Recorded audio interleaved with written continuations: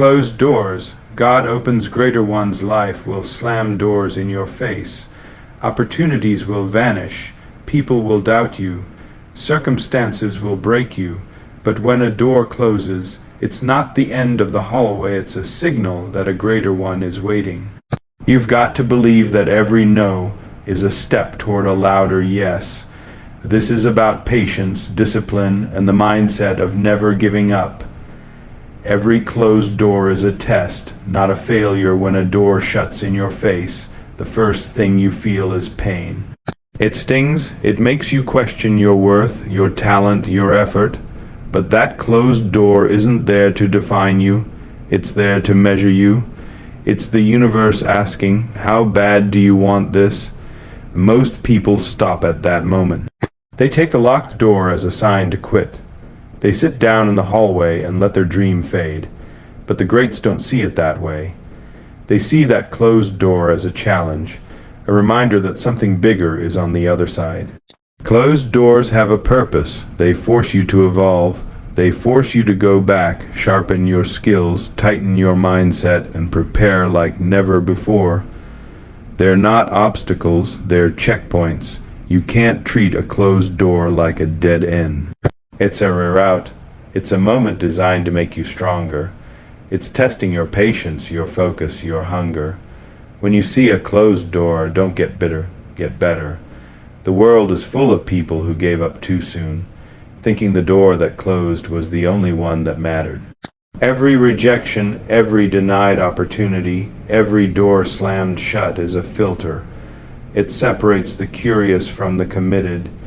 You have to ask yourself, do you want it enough to keep knocking, or will you retreat and let that door define you? There's a reason doors close. They're keeping you from walking into something that's not ready or something that's beneath your potential. Think about the times you were denied something, only to realize later that you deserved far greater. That's not coincidence, that's alignment. Closed doors shape your character. They force you to build discipline.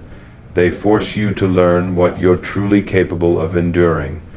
And when you finally walk through the right one, it feels different. It fits. It doesn't drain you, it grows you. Every time a door closes, it's asking you, will you stop here or will you push forward? That's the real test. Not the door, but your decision after it shuts. This is where the strong separate from the weak.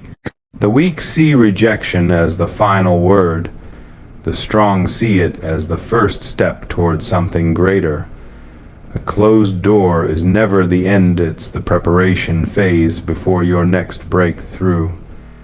Rejection builds your foundation. Rejection hurts because it bruises your ego. It tells you you're not ready, you're not wanted, or you're not enough. But that pain, that sting, is the exact ingredient champions need to build their base. Rejection strips away the comfort zone. It tears down the illusion that success is supposed to come easy. Every no forces you to look in the mirror and ask, what can I sharpen? What can I improve? Rejection doesn't push you backward, it pushes you inward. It makes you dig deeper, build thicker skin, develop patience and resilience that easy wins could never teach you. Some of the most iconic comebacks were built on piles of rejection letters, failed trials, lost opportunities. You can't build a skyscraper on soft soil. Rejection compacts that soil. It forces your foundation to get tough enough to handle the weight of your future success. Most people run from rejection. They avoid it. They fear it, but the greats, those who dominate, they embrace it. They treat rejection as data, not a death sentence. Data tells you where you missed, what to change, how to rise stronger. Every closed door you faced has a hidden lesson. Did you take the lesson, or did you just take the loss? You have to reprogram how you see rejection. It's not an insult, it's an instructor. If you were always accepted, always chosen, always applauded, you'd never grow the grit needed to handle the weight of true greatness. Rejection builds your hunger. It's the reminder that you're not done yet. It creates a pressure that, if harnessed correctly, turns into power. Your foundation isn't built in the moments you were praised. It's built in the moments you were pushed away. Patience turns pain into power. Patience isn't passive, it's active waiting. It's staying sharp, staying ready, staying disciplined while the door is still closed. Most people confuse patience with weakness. They think waiting means sitting still, but patience is about building in silence while the world thinks you've stopped. Closed doors test your patience like nothing else. They whisper, give up, move on, find an easier route. But those who master patience know that every delay has a reason. Timing matters as much as talent. You might be ready in your eyes, but what if the opportunity isn't ready for you yet? Patience is what turns frustration into focus. It gives you space to prepare at a level that leaves no doubt when the door finally opens. There's a difference between waiting and preparing. Waiting wastes time. Preparing builds power. Your patience is the bridge between your pain and your breakthrough. The pain of not having it yet, the pain of being overlooked, the pain of being told not now. That's the energy you store, refine, and unleash later. People who lack patience force doors open before their time and end up trapped in rooms they were never meant to be in. Patience is faith in motion. It's telling yourself it's coming, but I need to be ready for it. It's what allows you to walk calmly past a closed door because you know a better one is down the hall. Every closed door tests how well you handle waiting without whining. Your patience today determines your power tomorrow. Focus forward, not backward. You can't step into the next season of your life if your eyes are locked on the last one. Closed doors aren't meant to be stared at. They're meant to be passed. The problem is, too many people camp outside old doors. They replay the loss, the rejection, the missed chance. You can't rewrite the past, but you can rewrite your response to it. Focusing backward drains your energy. It keeps you in a cycle of what-ifs and regrets instead of what's next. Every time you revisit an old door, you rob the future of your attention. Focus is currency, and the future only spends forward. It's not disrespectful to let go of what didn't work. It's essential. Sometimes the reason the new door hasn't opened is because your hands are still gripping the old handle. When you keep staring at the closed door, you miss the one quietly opening down the hall. Focus forward means forgiving the moment that hurt you, not because it deserved it, but because your destiny does. You can't carry both. Bitterness in one hand and breakthrough in the other. Choose the one that moves you ahead. Every champion has to learn this. Stop knocking on doors that have already answered with no growth lives behind disappointment. Disappointment is a doorway to development. It doesn't feel like it when you're in it, but it's shaping you. When something you wanted crumbles, it leaves a space.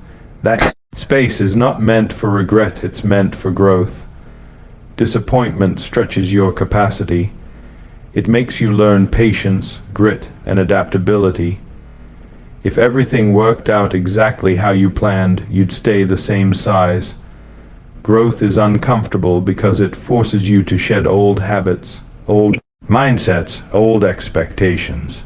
Disappointment hurts because it reveals where your attachment was, not where your purpose is.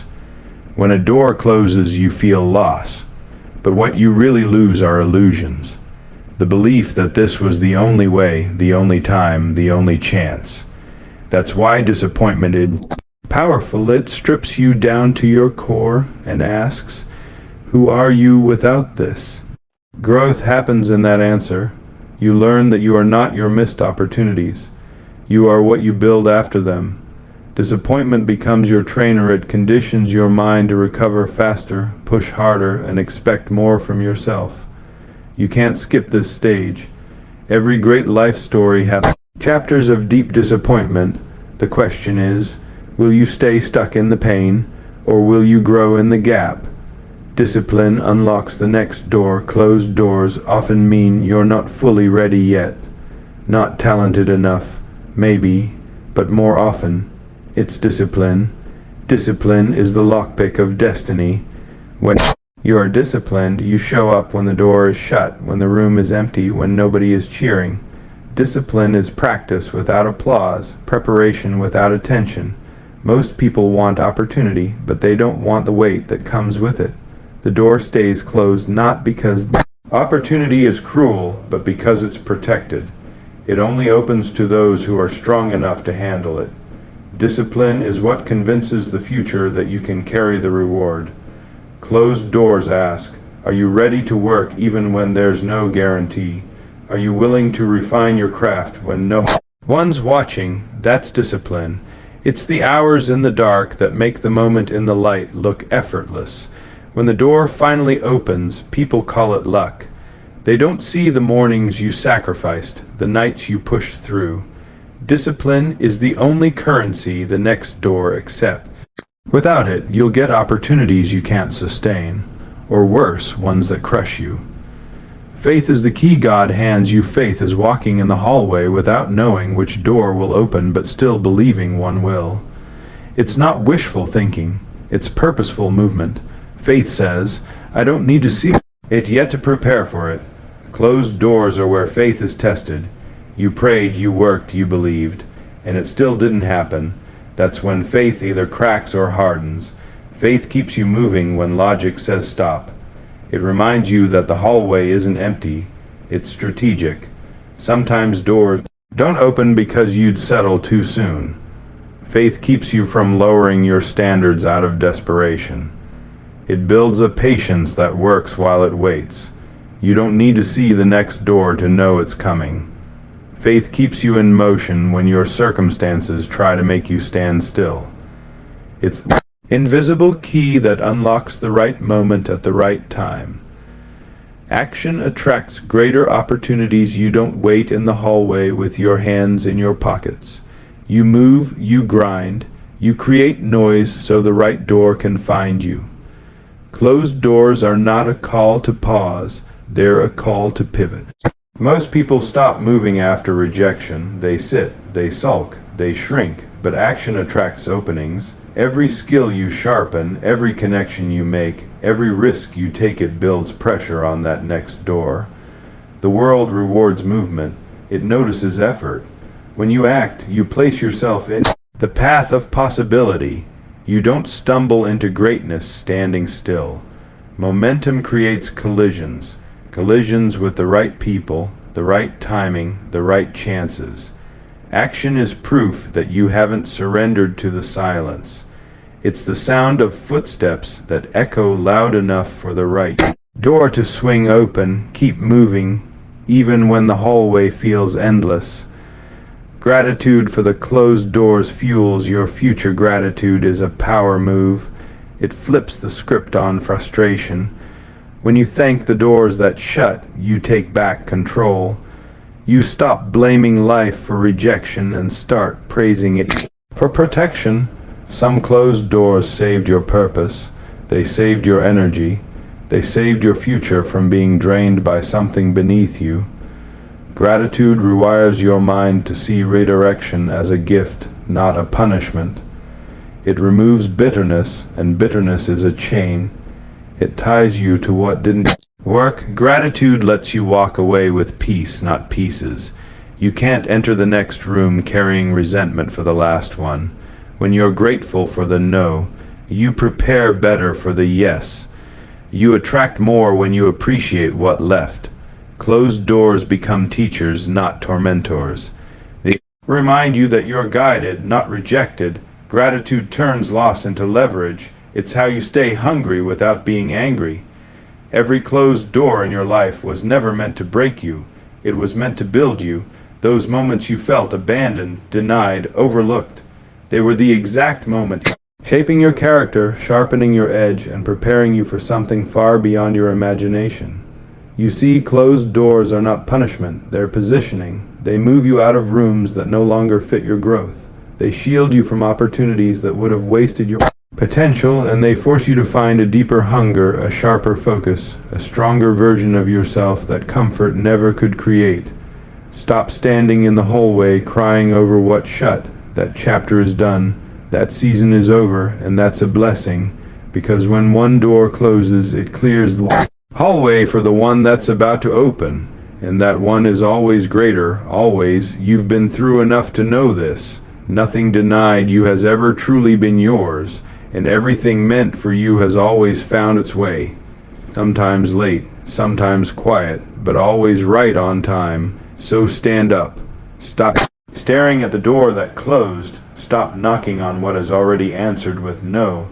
Start moving forward with discipline, with action, with faith, with gratitude, because the hallway isn't your home. It's a passage, and your greatest doors are still ahead of you. The next door you walk through will make sense of every closed one before it. The pain will become your proof. The rejection will become your reason. The waiting will become your weapon. And when that greater door swings wide, don't just walk through it. Dominate it, own it, rise in it. Because you didn't just survive the hallway, you conquered it. This is your moment to stop fearing closed doors and start expecting greater ones.